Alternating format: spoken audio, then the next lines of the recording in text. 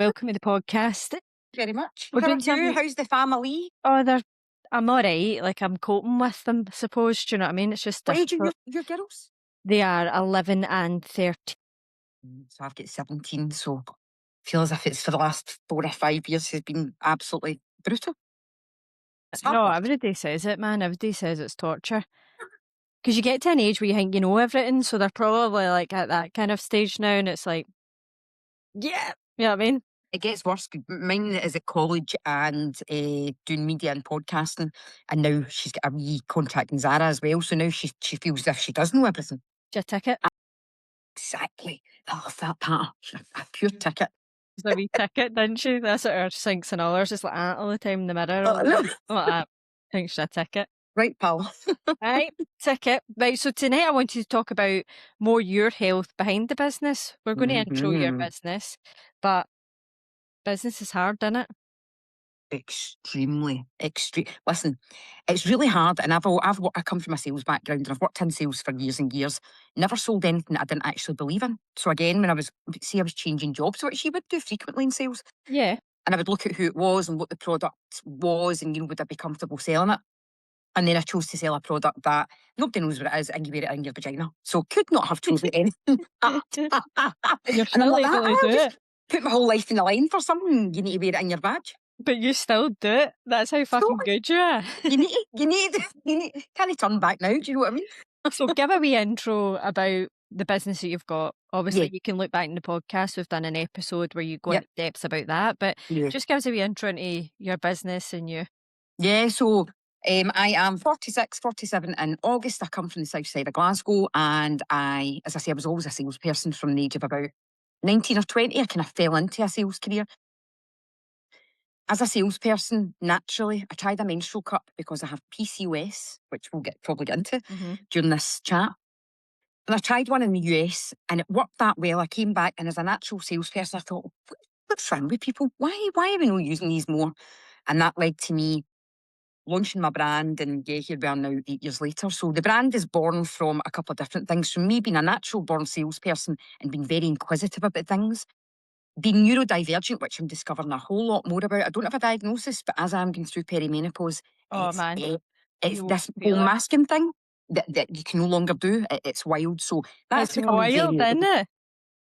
Can't understand that I've got to this age in life and not connected the dots previously, if that makes sense. It explains so many of my behaviours, patterns of behaviour, reactions to things. Neurodivergency explains so much of that. And I would love to get a diagnosis, so that is hopefully the road that I'm going down. I don't, I have it too. Obviously, that's why, you always know when you find one of your own, don't you? And I'd always been trying to fit a round peg into a square hole. Were you the same? Like, I'm dead into psychology. You can, so I'm like, is it my attachment style? Like, just really difficult behaviours, same as you, growing up. Those difficult Self-medicating. behaviours, exactly. So those behaviours, it's funny when I think back now, those behaviours for me were always blamed on a couple of different things, and I'm very, very open. And before I'm going to say this, I should put like a trigger, if you don't mind. I'll put a trigger on this, a trigger for domestic violence. Domestic violence from my father. So trigger warning for anybody that might find that kind of chat upsetting. And it's not to be upsetting, but it's really important I talk about this because I come from a family with a history of bipolar, clinical depression, they would have called it years ago, but bipolar. Not everyone, but a large majority, my dad's side of the family, siblings, cousins, that kind of stuff. When I was younger, they were very quick to classify me and say that I have depression.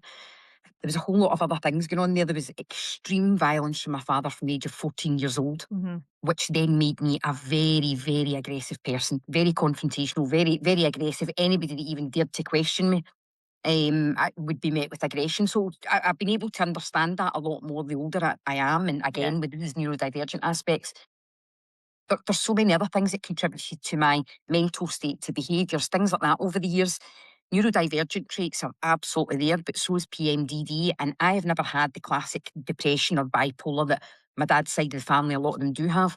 But what I have had is very, very classic symptoms of PMDD, which ties into all the huge hormonal issues I've had with PCOS, extreme hormone fluctuations and sensitivities to those chronic migraines with violent sickness for hours on end from puberty, from the Wow. age of 11, severe acne. Still get some acne scarring now, but severe acne. Again, I could go on, but isn't it strange? You're nowhere near the age of me, but you are older now, and Yeah. you're a I'm mother, I'm you've got I'm in the children. I'm You've got I'm a in the way partner, out of my 30s now. but you hit a stage where you Aye. understand yourself so much more. And for me, there are so many other things that contributed to my mental state when I was younger that weren't what the doctors suggested they first were. And I've been misdiagnosed, PMDD, misdiagnosed as depression. I've been on a very Yep. small dose of an antidepressant since I was 22, and I'm still on that today. But again, yes, that antidepressant, it absolutely does help. It's not a large dose, it's a 20 milligram, but it really does help kind of Yeah, stabilise. it's the stability, yeah. You'll find And it so then you can do other things. absolutely. And before, if I have a situation where I feel that the PMDD side is really flaring up, and isn't it interesting that as I go through perimenopause, I'm actually getting relief from it for the very first time in my Wow. life. But Very first time. did you know that obviously neurodivergent, it's so common for The PMDD? links, the links between it are absolutely insane. Yeah. Absolutely insane. So, yeah, all these things, it's unfortunate, isn't it, when you've had to find them out yourself? To give you a wee bit of kind of background, so I've got a big pile of papers down here, Is and these this pile, have you seen these before? No, but I've seen your Instagram where is this your Yeah. medical record? Aye, so again, just a wee bit about kind of misdiagnosis and battling things. So I get it all ties into my business and why I'm so passionate about this business and this product, because once people get it right, it can really, really change their life. But Yes. I mean, to go into in my shoes, it all started years and years ago, and I've got paper after paper after paper here that talks about things. I mean, this is a wee back in 1997, and we're talking about this Is this when you had just the sales woman job has and you were presented to us. was a sales job you? Were you So at this point, no, I wouldn't have even been in sales yet. I would have been 18 at this point, and no, I this was is having heavy vaginal bleeding after intercourse when I was 18. And I had been with my boyfriend for about a year and a bit at this point, and I was sent to the colposcopy clinic at yeah. this was the Victoria Infirmary, no longer there, now flats. Wow. But again, this was them basically saying she's presented with vaginal bleeding twice, heavy vaginal bleeding. They checked me out, said there was nothing wrong. We've discharged her, but said to contact us if she's got any further problems. These papers go on and on with me presenting at the GP with different things that now that I'm 46, I understand what they all are. But this went from me having heavy episodes of vaginal bleeding after intercourse into me having blood in my urine. This was all happening over the period of a couple of years, back and forwards, potential PCOS ignored by my GP. But what ended up happening was I had a massive, I can't underestimate that enough, understate that enough, ruptured cyst, leaked just under 2 pints of blood into my abdomen, was rushed blue lighted from one hospital to another, laparoscopy, laparotomy, so in at Mhm. the belly button to see what was going on, in across here, and then woke up in the high dependency unit. At Didn't really know what had gone what on. age? What age? 20, 22 at that point. Oh, So all bloody hell. this kind of bleeding and stuff, there were all these signs that there was stuff not quite right from my late teens. Yeah. Massive weight gain, which they put that on Depo, because I'd gone in Depo Provera, the contraceptive injection. Okay. So yes, I've had a lot of issues with period related problems, PCOS being the major one. I probably have a wee bit of undiagnosed endo as well, as what the GP has said over the last 10 years, What because makes you think it? so the bleeding, again, the heavy bleeding PCOS, you can experience heavy bleeding or you can experience no bleeding. You can have Yes. cysts in your ovaries, you might not have cysts in your ovaries at Yeah. all, which you'll know yourself, KP, is one of the main reasons that they're looking at changing PCOS and how we think of it and how we talk about it, because calling it polycystic ovarian syndrome makes you think that you must have cysts in your This. ovaries, and Yeah, it's and a it's whole, not. I no, know. it's a whole body endocrine disorder, and they're now delving more into that the same way we're finding out more about endo. But the reason that we think that there's possibly some kind of undiagnosed endo is down to pain. So I don't have this crippling pain every single period, which is Okay. a reason that a lot of GPs can dismiss people that present with endo, because they'll say, oh, well, if you don't get that every single Yeah. month, then it can't be endo. It's actually, from studies, they've shown that it's one of the biggest reasons that younger people, so teenagers who potentially have endo, are dismissed from GPs, in particular teenagers from, puberty, Yeah. up to 18, 19, 20 years old, going to the GP, and the GP at that stage is saying, no, but you're having this every 2 or 3 months, so we can rule out endo, and it's actually not the case, because for a lot of people at that age, endo presents differently, so it presents sporadically like that at that stage, Yeah, or no, because of it the does, it ovulation as well. can, It can always watch what I'm saying here, because then I don't want people to think that happens in every case. It doesn't. But for Yeah, a lot of cases, because it's sporadic, it's dismissed by a GP. Because of my PCOS, my huge hormone sensitivities that have plagued me throughout my life, with mental health, with my weight, insulin resistant PCOS, so many different issues I've had. This is why I'm so passionate. Because people go, "Oh, that lassie's dead passionate about a product." This is why. Because for me, when I was experiencing the periods of heavy, heavy bleeding, I struggled so much to get about my daily life. of I course you really would. did. And then I found a product and I thought, okay, as a salesperson, why don't people use this? They don't use it because they don't understand their bodies. Yeah, And you must find this all the time, all KP. the time, mate. You're dealing with females as I am, and I actually watched a video earlier on today, and this video was interviewing people in the US in the street, and it was interviewing men, and it was Uh-huh. saying to men, "What is a hymen?" And I thought as I was watching it, you know what, this is really good, but what they're failing to do is interview women, because it's great saying, well, men don't understand this. Uh-huh. The biggest majority of women don't understand their bodies either. No. But then we've not been taught. That's the sad thing about it. Like, you are like going through a big pile of file facts about all the Mm, times you went get sent back. I would say that's more majority of the case. Would you? absolutely, Dismissed. 100%. And I Dismissed. know this now because, so as I always say, anything that I talk about during my live streams that I do, events that I go to, it all comes from reputable scientific studies. Never something that's maybe a study of 50 people. It's got that, and the biggest Yeah. study referred back to is the one that was published in the Lancet about 7 years ago. It's the biggest study of its kind, so it's got to be the one you essentially use as your Bible. And the second Bible I've got is, God, I can't even turn in here. The second Bible I've got is by this lady, Jen Gunter. And Love the her. reason that I use, there you go. So the reason that I use her KP is because everything that Jen Gunter will talk, she's highly, highly experienced. She's been an OBGYN for more Yes. than 30 years. There you go. Everything is from Evidence. Mm. I she, love her. so she's incredible. So somebody like me who isn't a medic, I'm not medically trained, I have to ensure that if somebody has a conversation with me or I give out information, if somebody says to me, "Julie, cite the source of that information," it must be reputable. So for me, Jen Gunter and the Lancet Journal are the two things that I will fall back to all the time. That's exactly what I use as well. Absolutely, you've But got you to would be be able to. surprised. Look at the personal trainers that are like, obviously, Jen Gut, that's her job and Yeah, she's done it for that. She's personal trainers, that's not in your real lane of diagnosing, giving out yeah, diets yeah. specifically for these conditions. It's wild Yeah. out on the internet. So like you've It's got that and you can refer back to that. You've got to do that. absolutely, you've got to, because there's so many people, especially on the internet and especially on TikTok. And Crazy. TikTok's where I do the majority of my active selling. The rest of the stuff I do will be educational, but that's where I do my active selling. So I've got to ensure I never give out medical advice. Loads and loads of people will come on and say, "I have some type of prolapse," and I say the same thing. It's not to say that you can't use one of these products, but what I'm saying to you as the brand owner, do not use something like this unless you've spoken to your GP, pelvic floor specialist, gynecologist, somebody who's treating you for that condition. Let them make the decision on whether you can use that or not. It's not to say that you can't. A lot of people do with various different degrees of prolapse, anterior, posterior. Um, they do use cups and discs, but you've got to let the medical professional decide that. So I'll never give anybody medical advice. But when you were talking before about the majority of people being dismissed, to say that they are being dismissed is an understatement, because what I've got now is I've got one side of the business where everything that I will tell people is from reputable scientific Hmm. studies, but I've also got to use people's lived experience because it's so incredibly important. And I if you agree don't with this. mind, Of what I course. will do is I'm going to read a wee message. Now, my music came on there, sorry. Getting a wee bit of background music. I want to read a message of which I have got hundreds, but this one's really important, KP.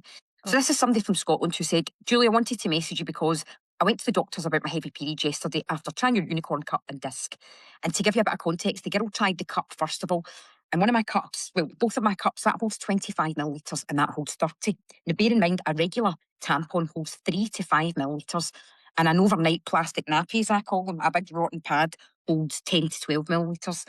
So that girl had bought the cups and was still finding with the 30 ml cup she was having to change during the night. So she then bought the discs, and she said, "I've been on the gynecology waiting list in Scotland for a year and a half, been told it's a 2-year minimum wait. Anyway, after finally being able to give accurate blood loss amounts to the GP. I was contacted by gynecology who got me in 2 weeks' time. Hopefully they'll now finally listen to me with heavy flow, ovary pains constantly and suspected endo. I hope I can finally get my diagnosis. You've helped me advocate for myself. Now, how sad, Katie? Because what's happening is, this is what I believe, right? This is, again, what I think is happening. Now, I've got to grab my bit of plastic. I believe that most people are going to the GP and saying, hi there, my name's Julie, but and I it's go not through measurable. Look at that. 1,000,000%. My name's Julie, and I go through 6 of these pads every day. So the GP's sitting at their desk thinking, okay, what does that mean? A GP doesn't know what that means, and I'll tell you why. The companies that manufacture pads, let's talk about one of the biggies here. Companies that manufacture pads, I know I'm back to front, but you'll know who it is. Oh. Exactly. So there was a study in the British Medical a couple of years back. I want to say it's probably 2022 now. And that study was the first to find out that the companies that manufacture these absorbent products, they use water to to test the absorbency. Now, your period is not water. There are endometrium cells, cervical mucus in there. I've got my period here. It's not actually. Is People think I go home, the mad period cup one, and I'm it like, is. The amount of times I've heard it's not her period. who's supposed to tell anybody, KP? They think I'm decanting my period into a bottle. It's Costco's finest That's how maple mental syrup. you are. Costco's finest maple syrup and food colouring and jam. And it's the kind of best effort at replicating the kind of consistency and the texture as well.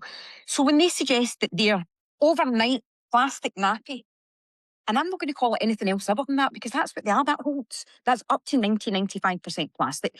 That one is, look at the size of it. That one's supposed to hold 12 to 15 millilitres. But they can't state that on the packaging anymore. Do you know why? Because after that British Medical Journal study, they used to put mils on it, would say 10 mils. They They don't no know longer now. do that. What The you little see now, drips. Aye, and what the fuck's absolutely. that? That's because they can't actually claim what they absorb. So how does what's a GP supposed to do when you say I'm going through 6 of them? Because what does that mean? So there's 2 ends of the scale here. And it's really important that I explain both of these. One end of the scale is that you're going, your GP can't kind of put a figure on it, and your GP saying, well, do you know what we'll do? We'll give you tranexamic acid just now. We'll give you that and just you go home and that will make your periods a bit lighter. Yep.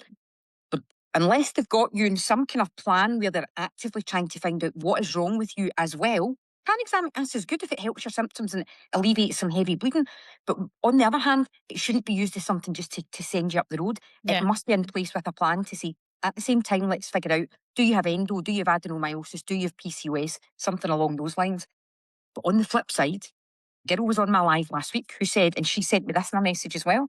She said, Julie, my GP gave me tranexamic acid because I was leaking through all of the disposable period products. She ended up using a unicorn cup, stopped her tranexamic acid, and has discovered she didn't actually need the tranexamic acid because she's not bleeding as heavily as she thought she was.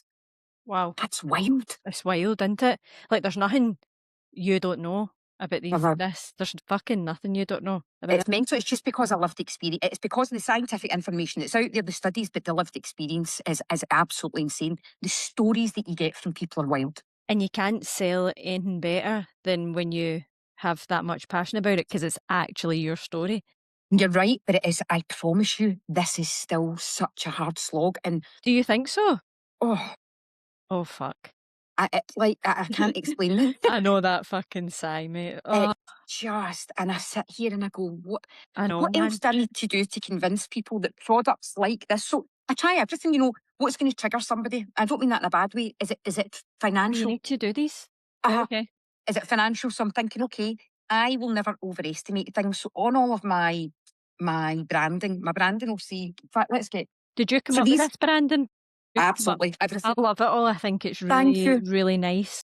Thank you. You're trying to get the right branding that's not too clinical looking, that's kind of still trendy and fashionable to make people look at it. It's really difficult. But on So the back, have you always been a super, quite creative person? No, you're absolutely kidding on. The complete polar opposite. Complete polar opposite. So, but confidence-wise, level 100? Oh, see, this is when you get somebody who's good at getting other pieces of information out from you. So people have always thought that because I'm ultra out there, chatty, talk to everybody and their granny, that meant I was confident, and it has been the total polar opposite. I came from a household where, as I say, extreme violence from my father. Both my mum and dad get really good jobs, brought up from the outside what people would look and go, she comes from a good background. But all that meant to somebody was you looks as if you get a decent house from the outside. They Yes. don't really know anything else. So no, confidence was shattered. Was in some situationships, shall we say, that then massively affected my self-esteem as well. And I was a single parent from pregnancy until I met my husband and my daughter was 6. It's funny, people put confidence, they'll go, oh, she's dead confident. Hey, if you held a surprise birthday party for me tomorrow and I walked in, I would run right back out the door. Massive Interesting. lack of confidence, but it's also a neurodivergent thing as well. Asking. 100%. So see when you 100%. said at the start, you said it's getting quite hard to mask. Do you mean like you're kind of, are you more introvert then actually as a person? Like Uh, although on social media you're like bomb bomb, do you know what I mean? Blonde bomber. And then actually you're quite, you recharge by being on your own type of thing. Again, you couldn't have read me better. It's something that I struggled with before because I never, see, like you said, square peg, round hole. Yeah, That was always me, so I didn't ever drink. I did a few times, but I hated alcohol. I same, hated hated the loss of control with alcohol. same. See, here we go. There we Hated go. the loss of control. Was a girl racer. I'm a tomboy. I love my makeup, but I'm a pure tomboy. Aye. I love fighting. I love MMA. I love gangster rap music, all this kind of stuff. But I knew that I didn't ever enjoy alcohol, and I didn't like the lack of control I had with alcohol. But I knew that I just didn't fit in anywhere, and it was always really difficult for years because that whole thing in Glasgow and other places, take a drink, take a drink, take a Yes. drink. I thought, I don't want to take a drink. I don't want to be sitting here in a pub all night. Just always knew I was a bit different. But what's happening now is I am absolutely finding as I go further into perimenopause. My mum went through menopause at 50. And for anybody that is watching this, I try and bring this up quite a lot as well because people don't understand. Menopause is one day. Yes. People talk about the menopause. It's It's one one day day. long. It's the day that you haven't had a period for 12 months. And That is your menopause. People get it totally confused and they think that it's not that menopause isn't the hard part, but it's this 10 years before it. it's your peri bad. Peri bad boy's an understatement for some people. I'm lucky that I'm not yet feeling sweats or anything. What I am feeling massively at the moment because of such huge hormone sensitivities over these years since Uh-huh. puberty is I'm feeling the opposite. I am feeling I'm getting into a much calmer phase just now. That's really comforting for me It's huge for me. because I'm looking It's forward to that possibly. yeah, yeah. I've been trigger happy, put load the gun and Oh, Julie will fire it for dopamine, years. fucking. So, right, okay. So things like intrusive thoughts or anything like that, did you? I'm only saying that because I used to have that a lot. Yeah, yeah. So it's funny, see, with the symptoms that I've had for years and years, what I've struggled with. So I've never, and again, I'm going to say this just now, trigger warning, talking about suicide. Okay. It's something that's never affected me. Never. Now that can be quite caught, especially with PMDD. PMDDs get, it's such a severe. Seen people say it's just a bad version of PMS. It's absolutely not. It's not a No. bad version of PMS at all. PMDD is absolutely horrendous. So, with the hormone sensitivities that I've experienced over the years, how they've affected me, I've had a massive, massive trigger temper, an absolute trigger temper. But on the neurodivergent side, I have a huge sense of being a fighter for justice. Mhm. I have to be somebody who's out there supporting other people, and you need to get justice for that, and karma, and all that kind of stuff. Mhm. And I just feel in a much, much better place now. I don't have these same triggers. I don't have the same absolute rage that I would carry. And again, that rage, had I not been told, if I'd been told years ago to track it, when are you feeling this rage, Julie? Is it all the time? It was Yes. just assumed that because I came from this household with extreme violence, that my dad was bipolar, that they just tagged me and said, oh, she's got the same, she's got some kind of depression, we'll give her an Yes. antidepressant. So the neurodivergent aspects and the massive hormonal issues always made me not so much intrusive thoughts, but it was absolute rage. I could not contain my temper at all in any Really? situation. I remember a guy tried to stop a girl getting off a bus. We were coming back from the city centre and my pal was drunk, I was sober, and it was a Glasgow night bus and we got off in Shawlands and there was a guy at the front of the bus. And where the stairs are coming down from a double decker, he had his hand over so nobody could get past. And there was this girl, she's like, excuse me, can you let me past? And he was being so verbally nasty to her. Uh-huh. And again, you've got my trigger, which is men being Yeah, aggressive yeah. towards women. Yep. Just my hormonal imbalances, and there was no fear with me at all. See, within a couple of minutes, I was hanging off the back of this guy, trying to choke him. Just, Yeah. I mean, there's horrendous. I Like could, blind rage. absolute terrifying blind rage that put me in some really, really So what did you bad do then? situations. How have you managed to sort of overcome that? I've had stress management, which again, I've had stress management, I've had anger management. I've sat in groups with people where in the south side of Glasgow to do anger management. And in these groups, you were split into groups like in 4 or 5. And again, it was really, really difficult, KP, because I'm sitting in these groups and we're all there for different reasons. But one of the people who was in my group was there because he's been extremely violent to both his wife and his Right. child. Now, my dad was never violent to my mum, it was only me and then Uh-huh. subsequently my sister as well. But this violence went on for years and years and years. So that to me, I'm in there doing anger management. I'm sitting with somebody Wow. who has been the abuser, but at the same time is trying to better himself. And my father never tried to better himself. So what I did was try to not be my father because I picked up there's a lot of learned behaviour from him as well. 100%. I won't just put this down to my hormonal imbalances. There was absolute Yeah. learned behaviour. So I've had to work really hard over the years and use things like the stress management and the anger management that I did years ago, top them up with things like cognitive behavioural therapy as Yeah. well. I've had Yeah. that face to face. I've done it online. For anybody who is in a situation where they think something like cognitive behavioural therapy might help, the NHS can do it online. There was a programme which might still be active called Beat the Blues. And I last did it maybe about 5 years ago. And again, what it does is it just takes you back and puts you in situations and gets you to think about how you're reacting to these situations, why you're reacting to them, and how you can cognitively think differently Yeah. and The react differently. awareness. So Yeah. absolutely. And I've really, really had to put that into play. However, a huge thing for me has been meet my husband. Genuinely. I love that. Mine's is meet my wife. Is she Pure. the opposite from you? She not I don't know. She is the opposite. Not like rationally. I'm actually more rational than her, but Yeah. she just cured me. And as I was going Yeah. to get into a wee bit with you, as having ADHD, I just couldn't switch my thoughts off. Were you the same? I just felt up there a lot of the time. And so I got into self-medicating, which is So what you did too. absolutely. And if you hadn't said that, I was going to say, I hope it's okay. Because again, these are Yeah. controversial No, topics and people listen, this don't. is all about health and Uh-huh. bettering yourself. So I am we're legal. both. I am a legally prescribed weed patient. Yes. So I have been now for 10 months. So let's talk about self-medicating.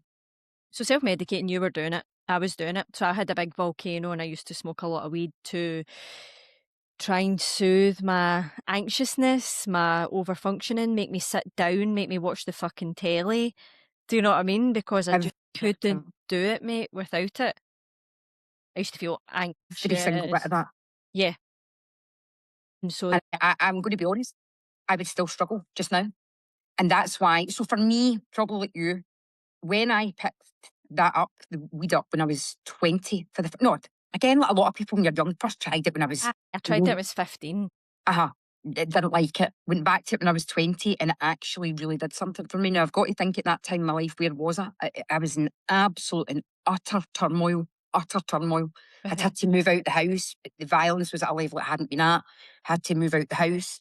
Wasn't earning a huge wage at that point, back then, nearly 27 years ago. I think at that point my salary was maybe, I don't know, 12 grand, something like that. Yeah. Had to share flats with people I didn't know, like Yeah. not hire, rent a room off them just to have Yeah, yeah, somewhere to yeah. stay. So I was in absolute turmoil. So then I was definitely relying on it for that. And alcohol wasn't a thing for me. I just didn't enjoy it.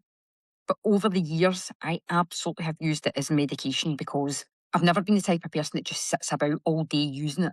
I use it to No, actively function. And what's happened to me, again, probably why I'm feeling a lot calmer, a number of it is. reasons hormonally, because I'm getting into this perimenopause phase where the hormone levels just now seem to be working well for me. I feel so balanced at the moment. It's quite Wow. scary.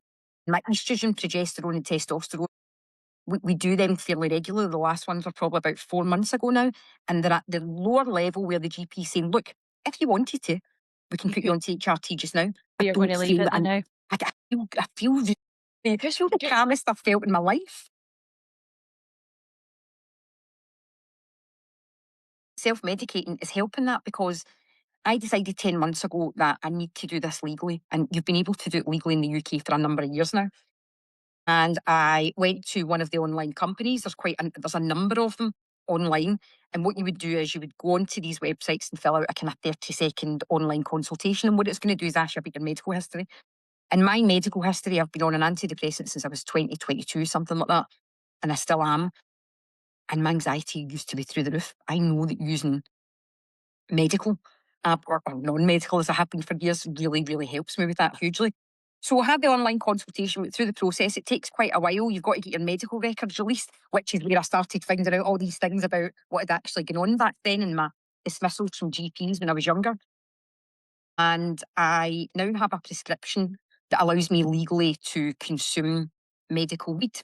What that's allowed me to do is absolutely dial into the kind that helps me function through the day. Because what I struggle with, KP, is I constantly feel that I've got 30 open tabs in my head. Yeah. And sometimes I get to a point where there's so many, and I'm a very, very motivated person in life. Do the same thing you're about to say. You know what's coming, don't you? I completely, there's so much going on that I just want to shut down mode. So Absolute and utter shutdown mode. much to do and you can't. Then Next. the guilt kicks in and it's a horrible loop. Yeah, it's Because awful. you're just so overstimulated, so many tabs open, so overwhelmed. You can't even write a to-do list, can't you not? You're Absolutely. just like frozen and you've maybe sat with your laptop open and hours have passed, you've doom scrolled, you've fucking so It's with awful.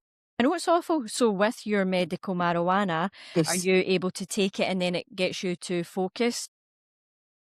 And it always has. It's always worked for me, but even more so now because I can choose the strains, I can You're choose the strength, I can choose so many aspects of it that work well for me, and I don't overconsume. So, as yeah, an example, I will consume a very small amount day before I go out the house in the morning, trying to equate it to what somebody would understand it to be on here. It's not like, say, somebody was to smoke up, which you can't, you've got to use a dry herb vaporizer, but I'm trying to equate it to what people might know. Say somebody talks about having a joint, a whole joint. I would maybe consume about a quarter of one in the morning. And then again, during the day, it's maybe only then 2 hours later, I would yeah. top that up with a few puffs of this dry hair vaporizer and just top it up occasionally during Yeah, you're not sitting the getting day. I'm not, stoned and like what you would no, see on no. fucking Wayne's World, like Julie sitting pure stoned eating No, honeydew I cookies. was 2 weeks ago because I was in Ah, which was Amsterdam, but that's why I go Amsterdam. to That doesn't Amsterdam. that doesn't count though. But she so explain it a wee bit as well when people are saying how because people think you get stoned and you'd sit down. So there's two strains. You can get an indica, which is a downer, Yep. and then you can get a sativa, which is a bit of an upper productive. So you're probably on maybe a hybrid of that, or This is just what you've just hit the nail on the head without even having to ask the question. So you're a little absolutely bit. right. And it's because if your brain works the same way as mine, KP, you'll know yourself what would probably work for you. That doesn't know much about it. Weed's vilified. It's absolutely vilified. And there's so many insane benefits of it for people, inflammation, all that kind of stuff. But certainly for me It's and a my bit brain, freaky though. I mean, it's you've got an endocannabinoid like cannabinoid system in your body, the way you have a hormonal system absolutely, people and don't know this endo. stuff. Do you know what I mean? So it's unbelievable how, because your wee cannabinoids in your body is like a little lock, and then you have whatever the medical marijuana Yep, CBD, and it goes in and unlocks it, and it helps your body's healing process. It helps grounding. You know, absolutely. there's nobody ever smoked a joint and went out and fought, but I've known plenty of people. My brother was an alcoholic, so that's why I never get into drinking because I saw the carnage. But I saw Yeah. him plenty of time, and I used to think to myself, just smoke a joint because you'll just sit there. Do My you know what I husband mean? works in Berlin and he says to me, Julie, people aren't in here because of things they've done well under the influence. They're in here for transporting it, growing it, something like that. Look in the US, Woody Harrelson. So if any of you who watched this back know the actor Woody Harrelson, Woody Harrelson's got the most insane place in Hollywood called The Woods. It is the most beautiful dispensary, a dispensary somewhere that you would go and legally buy Yeah. medical marijuana. And at the back, you can go and hire these gorgeous kind of cabins, and there's birds in the garden, and you just go and chill out. You can go and have a business meeting with people, and instead of sitting and having a glass of wine, you can, take whatever form of it suits you, whether that's smoking it or ingesting it as edibles. But there's different kinds, and like KP was saying, an indica is one that will slow you down. A sativa is one that's uplifting. It's very creative. But a pure sativa for me, because the way my brain works, a pure sativa for me could make me anxious. And again, Yes. it's why people that go to, excuse me, they'll go to Amsterdam They don't know what they're doing. They don't smoke at home or consume at home. They're used to drinking alcohol and they go, let's go to Amsterdam, we'll eat a whole cake. And then they get Oh, dead paranoid, and you've got to get the right one for you. So for me, just like you said, during the day, I use a sativa hybrid.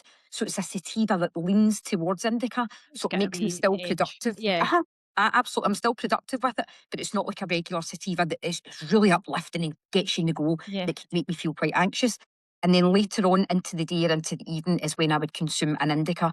And again, it just kind of helps my brain wind down, because I go to my bed and my husband can instantly, it infuriates me, can instantly fall asleep. And when we talk about it, he says, because when it is my time to go to sleep, Julie, I just shut my eyes and that's it. I've never you're experienced like that in that. my life, Kate. Looking at him, fucking Mhm. feeling. I've never experienced that in my life without medication to just Yeah, shut my eyes and go to sleep. However, with using that as medication, my brain can just settle. For me, it is absolutely something that I will be a lifelong, I hate the word user, consumer of. yeah, And I hope that people start to, I hope that we get to a stage, I don't know if we ever will in this country, but I hope we get to a stage where it isn't vilified the way it's vilified and people look at it for other properties. Do I think that if somebody had cancer, that to use like the Rick Simpson oil, which is the extremely highly concentrated cannabis oil, do I think it can cure them? I don't know. I've watched so much stuff about it. I wouldn't want people to rely on it and think that that's what's going to work. And then I and know a then lot of it stories doesn't. where, Yeah, yeah, where people have rejected things like chemotherapy and radiotherapy. I've also seen another side where somebody's had chemotherapy, but then due to the age of them and the condition it left their body and they passed away because they were just a wee weak thing. They were very yeah, elderly at that point. There's so many different sides to it. So it's not that I'm out here saying weed is the greatest thing on earth for absolutely everybody. But for me, I think for somebody who's undiagnosed and unmedicated for pretty evident ADHD and probably a bit of yes. autistic tendencies as well, that it helps me hugely, hugely. So now having it legally, being able to consume it legally, having it posted through my door instead of having to go the illegitimate route for it. 46 years old and going down to meet a wee guy on an e-bike off Telegram. Passing a Just Eat bag like that. So Yeah, yeah, it helps me hugely. It really does. But it's strange. I feel at this age in my life, I feel the calmest I have, but there's a lot of contributing factors. I absolutely believe my hormone levels where they are just now are playing a massive positive impact for the first time in my yeah. life. Where others might experience that back to front, they might have a really great time through life, and then they get to perimenopause and it all goes out the It's window. I'm very, actually feeling calm. yeah, it's a fingerprint in it. It's like it's very personal. Definitely, 100%. And you can't. That's why again that whole approach with GPs, just tarring I everybody think with the that same brush. I'm like, I think you just need to find your secret sauce of your Ah, own. Do you find know what I what's mean? right for you. Find And what's again, right. there's the secret sauce. It's so important because you'll know yourself, KP. All this chat about testosterone, because GPs are giving women, happily giving them estrogen and progesterone, but they're forgetting the testosterone element, which for some people it can be absolutely life changing. So the HRT has to be looked at appropriately as well, not just estrogen and progesterone. To look at the It's testosterone just side of women, isn't it? It's just women's health in general. My guys' pals that take steroids are so clued up. And then my birds who are taking HRT, I've got a fucking no clue. Forget taking it for a week and all that. And I'm like, are you serious? crazy. I went in a gym in Drinking Glasgow. alcohol on it. It's meant to, I'm like exactly, and that. then wondering why they're You're waking on up feeling horrendous. you're on hormones. You can't Yeah. drink alcohol. I But remember going in a gym in Glasgow. I used to sell commercial fitness equipment, and I was in this gym, and it's a very, very well-known gym. I don't mean well-known like big commercial brand, but very yeah, well known for like equipment, heavy lifters, and all that. And when I went in, I remember seeing on the desk, the front desk, and it was an A to Z of anabolic steroids. And I remember I thought, oh, that's terrible. And then very quickly my mind changed, and I thought, no, it's incredible, because after speaking to some of the guys, they said the reason that book's there is because we know that people are going to utilise these, but they've yes, no clue what they're no doing. We're clue what they're trying to doing. give them some education.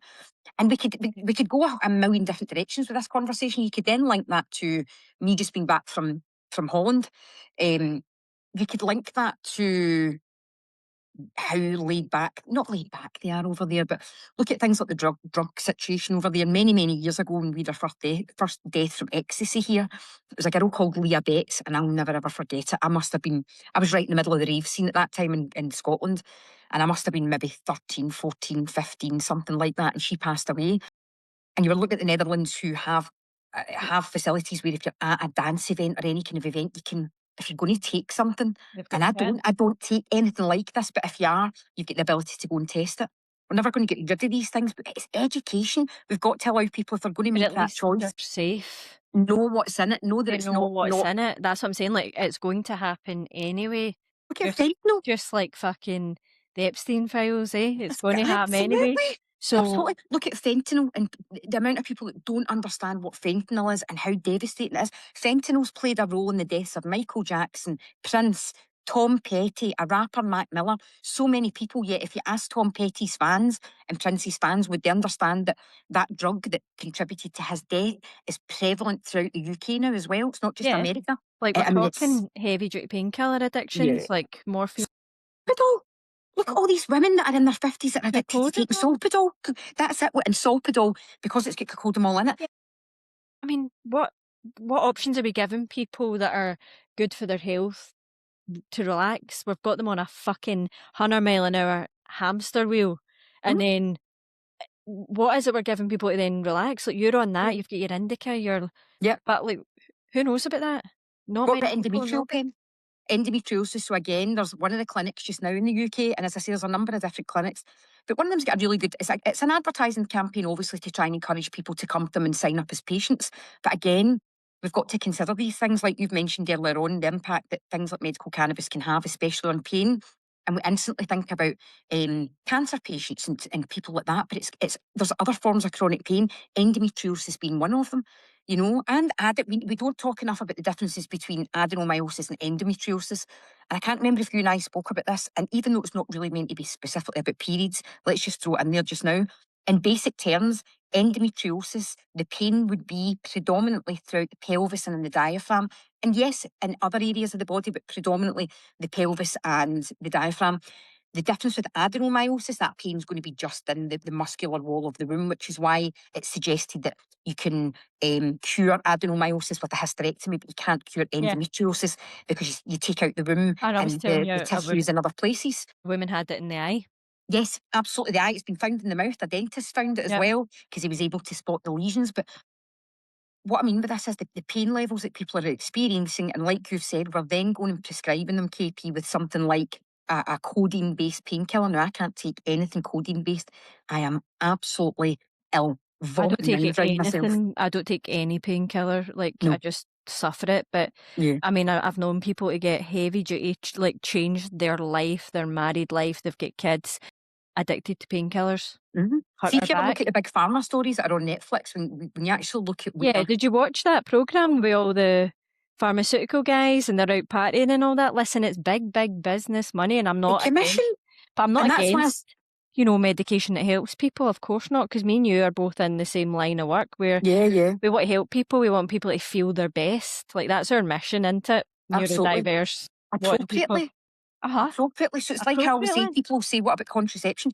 Contraception's incredible for helping with period-related issues, but all I say is it shouldn't be the only thing. It shouldn't be, here, go and take that Yeah. packet of Dianet or whatever it is, and that'll sort you out. It's Yeah. got to be, we're utilising this contraceptive pill or injection, whatever it may be you're getting, but we're going to find out what's actually wrong. And it's the same with that. To just give people codeine-based painkillers with the high possibility of addiction is Oh, absolutely wild. It's wild. shocking. It's Yeah, shocking. And like what you say, it's what I believe in, it's what I teach. You need to do like you need to have a tool belt of a lot of things. Like, even when you're saying about you have the stress, like you've been doing your cognitive therapy as yeah, well. Like, you actively do things now. You've got your medical staff, yeah. like, so that you can function and basically run your business. But Yeah. it's not a one thing you do. You do like lots of things to try And I and think I get you didn't well. realise that when I was Yeah. younger. I just thought there was going to be one solution. I'm going to go here and Yes. this is going People to happen think and it's that going to still. fix everything. And it's not. And again, this is a thing that comes with age and experience, but it's, again, nail on the head. It's a tool belt, a toolkit. Mhm. There's lots of different things, and you've got to actively keep doing them. Do you know what? You could compare this to anything. Somebody with addiction issues, you've got to, if you're in recovery, you've got to Yep. keep doing the same things. And for me, I've got to take that 10 steps back all the time. All the time. Situations will happen and I can feel that trigger that's still there very deeply. Or maybe not as deep as it should be, but a lot deeper than it used to be. Yeah. I've got to go, right, Julie, take 10 steps back. Don't react the way you would normally react, because with those reactions that I would have years ago, people then just went, oh, that's just what she's like. That's just her. You know, that's just typical Julie. And it wasn't, I just didn't know how to deal with certain emotions. You And couldn't because of, again, self-regulate. couldn't self-regulate, neurodivergent tendencies, loads of violence at home. And I just didn't know how, like you say, I didn't know how to self-regulate. But with a calm household environment, that is another thing that is critically important. My husband is so laid back. He is my absolute rock, this guy. Yeah. And my life changed completely since I met him. And having that at home, so your home life, having a stable home life, because Yeah. you put all this into practice, and then for some people go back to a home life that's not balanced, and then everything, all that hard work you've done is out the window. So yeah, there's lots of contributing factors. And see, like, do you get like the hyperfocus and stuff? Would you say it is business, like your business, basically? You know, absolutely every fibre of fucking tampons, fucking, like, that's your hyperfocus, isn't it? It's good that though. How cool is that? It's a pure superpower. So see the hyperfocus, again, I love this because this is explaining things that I talked to my husband about. That hyperfocus, because I didn't understand what it was years ago, made me an excellent salesperson. And as a salesperson, I was always very consultative. So what I would never do is never ram something down somebody's throat. You need to take this. What I would always do is present what I had to somebody, give them a really good level of customer service, in the hope that whenever they needed that product or that thing I was offering, they would go, do you know what? Julie's really nice. She doesn't push anything of us on us. I'm going to go back to her again. But what was another speciality of mine was the hyper focus, because I learned everything about what I was selling. Yeah. I used to work for a big job board, a big digital job board. So like we'd S1 jobs in Scotland. I worked for a big UK-wide job board, and I helped set up their first Glasgow office when I was 26 or 27. And when I went in there, I became so knowledgeable and at the back end. So what you would do is you would sell to recruiters job spaces. You know, I'll charge you this amount of money and I'll let you advertise 10 jobs on our website every month. And I'll give you access to this CV database. And the hyper focus with me, I had to know every single bit of the back end of this website. And it's always been something that has been such an incredible tool, the hyper focus, because the hyper focus helps me learn everything that I possibly need to know. But what it also means is nobody can catch you out. No. No. Because if they say to you, see that thing you've said, Julie, look, a girl was on my lives on Friday night and she really came at me. She said, Oh, fucking hell. these products have hospitalised lots of people. And I said, they've absolutely not. She said, you're not a medic. I said, I'm not a medic, but I've worked in this sector for a long, long time. And I can absolutely assure you, people are not hospitalised, not in the sense that you think. Nobody's been hospitalised because a menstrual cup's done something to them. Women have presented to A&E because they've used another brand that looks like a big death trap. I've normally got one lying here, a big horrible looking thing. I have not understood how it works. They've used one that's too small because a company said, oh, use this small one when you're under 25. Your She was cervix is trying high it up. and you So were it's like gone that. too high up, and then she's panicked. Then her vaginal canal's been really tense and tight. So what and did it's you do sitting with the high up. women? What did you say? Were you just like that? Did you just fucking go pew pew? Did So you get it?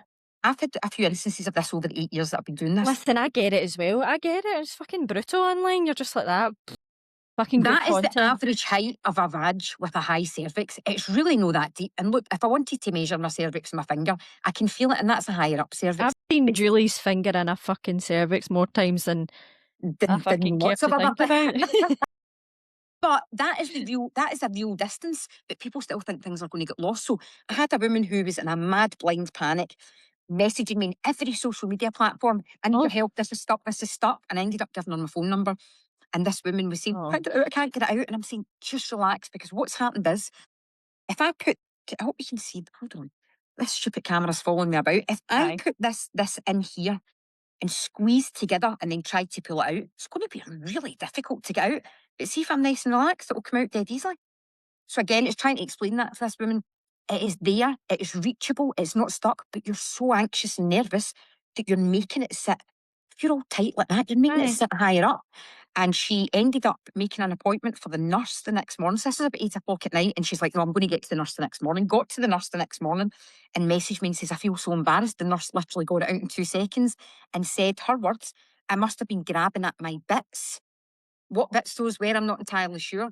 But these things do happen. But again, me going back to being able to prove yourself right, there's no information There's nothing you anywhere in the don't know. whole of the land in the No, 97 years that a menstrual cup has caused something to happen to somebody, and but you with would incorrect usage and no information from other brands about how you remove them. Yes, people can have situations where they don't understand their body and they think it's stuck. But again, what I said to that person on the live with their no name, with their user number yeah, yeah, yeah. Some 4567245 fucking guy. go and cite your source. I'm happy to be shown that I'm incorrect, but go and cite your source. They But came back and said a story in the Mirror. I said exactly. Reputable sources of information only. So Hyperfocus helps with all of that. so that but then do you find that you burn out easier as a person? Massively, massively, massively. And What does people that don't. look like? It looks horrendous. It looks like me literally doing what you said, doom scrolling, very, very quiet, very withdrawn, and I am withdrawn anyway. And people don't get that. I don't socialise. I don't do anything like that. I like where I am in my life. I'm comfortable being withdrawn. I need to withdraw because I need to massively decompress. In here, and I'll do a live at night. My lives have fallen off the face of the cliff the last 3 days. I've had about 16 people on them. Normally, I've got between 150 and Okay. 300. Do you, Over what's the reason, do you think? There's a lot of things again, going on in the world, innit? there are, but I did a video last week and the video got over 250,000 views in 24 hours. And it was me emptying my cup when I came off the flight from Amsterdam in the airport. And again, there was nothing shown. I had my meta specs on, so you Aye. don't see, certainly don't see my vulva, my labia, anything like that. It's below there. But what you did see was me going to a sink, washing my hands with soap, getting into the cubicle, taking it out, and how you can empty it without having a case to rinse it in. Because all you need to do is just dab it with tissue on the top and reinsert it. Main thing is your hands are clean. But it went absolutely bonkers.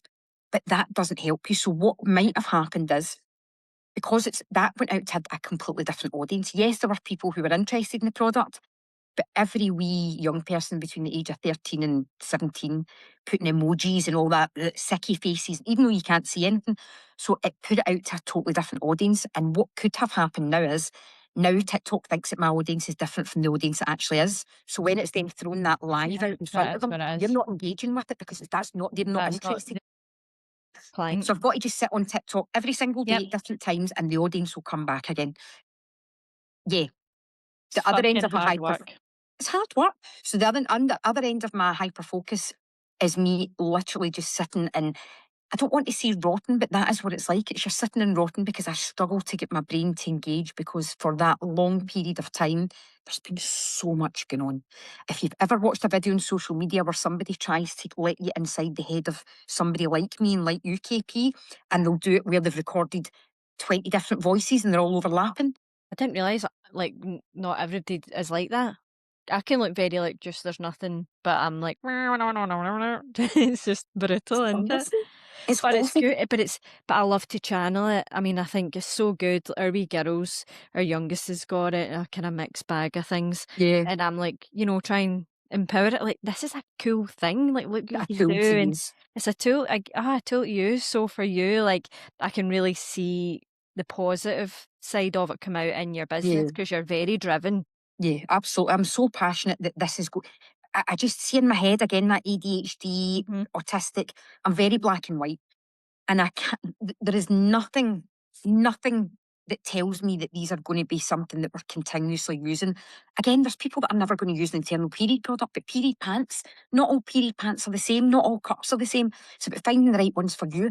But these things are trash. So I am extremely passionate about letting people hear the education, hear the information that I've got that nobody else is out there giving to people and letting them make an informed choice. They might listen to me and go, that's great, but it's no for me. But I'm glad you now know what they are because you're making an informed choice. So I'm very passionate about that. And I hope that my passion results in, of course, as a business person, I want my business to take off massively. And it has on TikTok and it has in a couple other places, but it's not hit that that part yet where it's mainstream and everybody knows what they Are are. you doing well? Are you balling from it? Are you like that? Yeah. Right. So, if most people know that to become VAT registered, you've got to be able to do over £90,000 every Yeah. year. I've only just done that for the first time. For the very first time, I've been doing this for years. I've only been doing this job for 4 years full time. I walked away from my own job and I was flying in my old job. absolutely flying. I was a field salesperson covering a large area of Scotland. My commission, I've never had any grants, funding, nothing like this. This is all self-funded. Mhm. So all my commission that I was getting quarterly was getting back into this. So I've only been doing it for 4 years, and last year I hit that first year where I now have to register myself for VAT. And it's doing well, but then it's different, isn't it? You're doing Yeah. well, but then you're buying more stock and you're putting more money You into. need to pay to play when you have your own So is there business. any money? Any leftover money? No, No. not at all. Like Amsterdam for 3 nights is my holiday. I don't go any extravagant Uh-huh. holidays, nothing like that. Number wise, as in the revenue is significantly changed, but number of products getting out there, absolutely. Like, honestly, the reviews I'm seeing, I Love keep it. looking going, why is this not going viral yet? It's because it's an internally used product and you wear it in your vagina and people are scared of their own bodies. But the more I do this, the longer I do it for, the more people start to know about it. It'll spread throughout the UK and it is going to be the product, the internal period product that people use in the future, whether it's my brand or somebody else's, is going to be a cup or a disc. We're not going to be using big manky tampons. So No. had it not been for my neurodivergent traits, my tough upbringing in the sense of the violence, because we were provided for, if you looked at it that way, provided Yes. for financially, always had food in the fridge and in the cupboard, always had clothes in our back, but Conditional. 100%. So all these things, my toughness, all these things have combined to put me in this position. And my business isn't going that way every year, it's going that way. Going that way, and we've taken quite a sharp wee incline recently, so it's great. But as I say to everybody, I always need your help, but I'm thankful to every person that Listen, it is supports and great, but see tomorrow it might not be. That's how volatile like having your own business is. And I don't know if it's a neurodiverse thing. I don't know if you feel this, like quite the highs and the lows oh, of the business, man. how do you deal with that? Just trying to rationalize myself, because obviously just going, it's been okay. I've always managed, I've always, so we're going to still be okay. But Yeah, like for your partner, like your man's dead, obviously we're laid back and all that, but they must be like, ah, fuck, here she comes. Like, what are we getting here? Is it a good day or a fucking bad day? But it is having your own business, isn't it? It's tough. it is. And you know the thing, the bad days now, so again with his support, but also because hormonally I feel really quite balanced just now. Bad days, bad days years ago would have been bad days, would have made me down and depressed and Same. angry. They don't now. So do you just kind of go, well, it's just business for you? You know what he keeps saying, and this is why having that other support, you've got, is it Stacey? Is that right? Yes. You've got Yes. Stacey, I've got Stephen. See, having that supportive person, because he does all the time to me, he'll go, I'm really proud of you because you're dealing with this really well. You would have dealt with this so differently years ago. And I'm like, oh, thank It's you. the, He's you have right. that. And again, I just feel more balanced now. Yeah, And like you because said, I'll make it.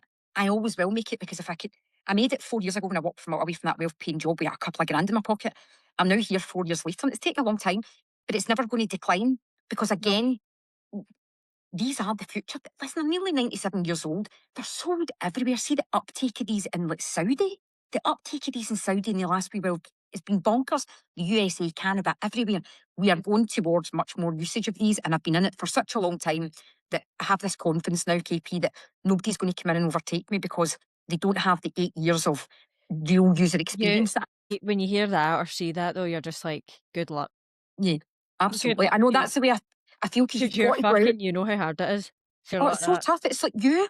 See, when I watched that video that you put out recently, was it just last week? And there was loads of footage from you as a younger person and what your thoughts were as a younger coach. And look at through your experiences, how much you've changed, and Oh, how massive. you are with your offering to clients has changed and developed because of what you've learned from user experience, from end user, from your clients. So Yes. important. So important. And I think that really makes a business good. Like, I think you come across so authentic as well. Like, do you know what I mean? On your lives, on No, the I hope podcast. so. I've had Thank you. you on as a guest inside my membership as well, and everyone loved you. But No, it thank is you. just, it's that, isn't it? And you can share your experiences when you're an open person as well. Yeah. I've got no shame in being open now, because, You're an oversharer. and that's again, neurodivergent. But it's helped Neurodivergent. you out. It's totally, and I overshare, and I do it every single day. Let me take a wee drink. I do it every single day. And I used to feel mortified about it, but see, now I don't, because there's no shame in it. I talk to everybody and their No, granny. there But is no shame. what if I walk past people when I'm out with my dogs and I'm like that? Hiya. and they go, "Huh? Look, Uh-huh. but what if that wee one person I say hello to doesn't speak to anybody else for the For rest the of the rest of week, the and day. Oh, I'm the only uh-huh. person they've said hello to?" But the oversharing is a massive thing that I used to feel really embarrassed about. I know, and I think actually it's really helped you. And I think in an age of AI, Yeah, you'll really pull people will want real, they want kind of that real, authentic, raw, like, people like to shop, but they don't like being sold to. They like to shop with friends. That's what you give off those vibes. You're it's not the whole settling. so sorry to interrupt you No, there. go for it. This is what happens. It's in my head. I'm like, I need to share it. I need to share it. The trend seems to be now that people are pulling away from influencers. And I did a couple of videos where I said I was never going to use an influencer. Certainly not at this point anyway. Because it has to be somebody who, an influencer to me would be no good. I want the lassie down the road that saw me in a They're live not that's used good. this and no longer has to put puppy pads down in her bed when she's got her period. I Yeah. want that as my influencer. But I don't, Yes. I've always said that I didn't want to use them, and I'm so glad that I haven't. And I had one approach me recently who's got 500,000 followers on TikTok, but approached me in a different way. And I'm going to be really honest, when she approached me, I thought she got an ulterior motive, because she approached me by saying, "I've got terribly heavy periods. I didn't know that clotting in your periods, heavy clotting, wasn't normal. I thought that was just normal. And then I listened to you and I know that heavy clotting all the time is not normal." And I thought she's either genuine here or she's really, really clever. She's trying to kind of chat and then she's going to say, "Can I sell your product?" And it turns out it wasn't that at all. And she ended up doing a video, but she messaged me and said, "I can't tag your product." And I said, "Look, I'm so, so sorry. You've got 500,000 followers, but I don't want you to tag my product." She went, "No, but I don't want anything for it." I said, "I know, but I don't want you to tag it because I don't want that connection with I influencers." get Because what you're saying. I now wouldn't either. she And put I a and video I'm up anyway. She put a video up fine. anyway, which was great. She put it up by saying, "This has nothing to do with what I normally do." But it just shows you as well how people feel about influencers, because she's got 500,000 followers and the engagement wasn't huge. Now, yes, probably because some people are like, "What is that kind of product she's talking about?" But I think there's a lot of people now are tending to not look towards influencers because they're paid. They're earning a coin, you Yeah, know? hey, 40p a fucking thing, but it's uninfluenced now because people want real. They're Yeah. scun out with that. Literally, if I've been involved with any sort of it, I fell out with them. They all fall out with me, influencers. I, As I we've like all, that. we don't fit in. We don't fit in. That's what I'm going to say. That's what I'm saying. I like that because I like that because it means we're probably quite similar in that sense. Yeah, I just it doesn't work for me. And I did a video and it did about, I think that was about 300,000 views on my TikTok. And then do you know Good. what happened? Wait, I tell you this though. Following week, starts getting all these messages on the Sunday night. What the hell's going on here? Molly May's talking about you. And I'm like, who? Molly May? Tommy Oh, Fury's Molly May? She does some vlog and she puts aye, it out aye, aye. every week. And I'm like that. You kid, whereabouts? Nobody was telling me where it was. And I thought, have I got to sit through 45 minutes this lassie talk? Nothing that is going to interest me in the slightest. But she did talk about the blonde Scottish woman in TikTok. She didn't say the brand, but she'd ordered one of the cups and talked about how she'd got up in the morning and as somebody who suffered from endo, there was no leaks, no nothing like that at all. And that was great. And that was about a week after. So I did another video saying, "I know you're all messaging me saying Molly May's talked about me and I should contact this person and that person." Yeah, I couldn't afford her anyway. You know what her fees will be like. Aye. But what I said in this video was, I'm still not going to do anything like that, even if I had the money, because Because she's used it for her first period. If Molly May, after 2 years, is like, "I absolutely adore this product. I've been using it for 2 years solidly. I know everything about it," then that's a different conversation. But no, it's no right for me um, and my brand. it's not right. Keep it to what you're doing because it does feel like it cheapens a brand now when because Definitely. you're like that. They've been paid for, and there is a wee bit of stigma against them quite a lot of the time, Yeah, into it, because they aren't. That isn't genuinely maybe what they use, but they're going to promote it anyway. For absolutely. me, that I don't really want involved in that either. Our brand One in is. the knows I'm doing a video call. Oh, But no, you're right. It's very, very difficult because it would need to be somebody who's genuinely used it for a long period of time. But how do you convince other people that that's the case? You could say, "Oh, this influencer's been using this for 18 months," and they go, "Aye, right." So they I think they'll tend to pull away from it if they think that. If you do you know what I mean? Because you've seen it as well. You'll have seen it happen on Instagram. Maybe you follow somebody and you think they're dead good, and then you see they've got somebody in an influencer, and you've went, oh, I hope that's a wrong move. It's so difficult. See when you know, oh, hold on, my speaker's going off a wee bit here. See when you know that, can That's you you. hear me? Uh-huh. See when you know that somebody is genuine, you can really, really tell. I've had girls before that I've spoken to, and they're like, this is absolutely, you can tell when someone's genuine. I think, like you're saying, that's the experience that people are looking for from social media now. They want to kind of buy into that person's story more as well, Yes. and really feel something for the brand. And it's going to take me so much longer, but I am happy to be here for the long haul. I really, really am. I'm not somebody who's got ambitions of being multi-millionaire and looking for designer labels and all that kind of thing. That's not me. I want to have a good life, but I get so much back from this brand because I'm selling a product that is enabling me to work for myself, but at the same time, I'm helping people as well. I'm getting lassies who are, it's the same thing, life changing, life changing, life changing. For those are the people that I'll probably turn to in the near future and speak to them about advertising campaigns. That's where I think I'm going down the route of, is getting real people and Good. maybe bringing them in for like a studio session or something Yep. like that, and speaking to real people and getting them on camera. People would much be more interested in that. Yeah. Do you know what I mean? Number one podcast now is just clips of a guy on a subway interviewing people, Is it like the, these wee is it, short I ones. didn't know that was is it the one where he's got the Metro card stuck to the, It's just aye, and it's literally like, "What's your take?" or something like that, I've seen but him, so it's a Metro card stuck uh-huh, on top of a wee tiny mic. so it's shorts. I It didn't look realise that was getting big numbers just now. Yeah, but it's just because it's, like, real people, real reactions, do you know what I mean? Yeah. Like, you'll get loads of people watching you when you do the street ones. Well, we're going to do the street ones again, but I'll Oh, I tell you, wanna the do it street with you ones are one time. so, so difficult because so many people do it in Buchanan Street. And I get it, it's because when you're doing them, it looks the part in Buchanan Street. But, and I cut my teeth doing flyers. I started doing flyers in the city centre of Glasgow for under 18 raves when I was 14. So I would stand at the four corners, meet people with boxes full of flyers and hand them about in the town. So I'm used to getting Aye. knockbacks. That doesn't faze me. But it was so incredibly difficult to get people to talk to you on camera. Really difficult. But we are going to go out and do them again. But we're thinking of maybe doing them at somewhere where people are maybe a wee bit looser.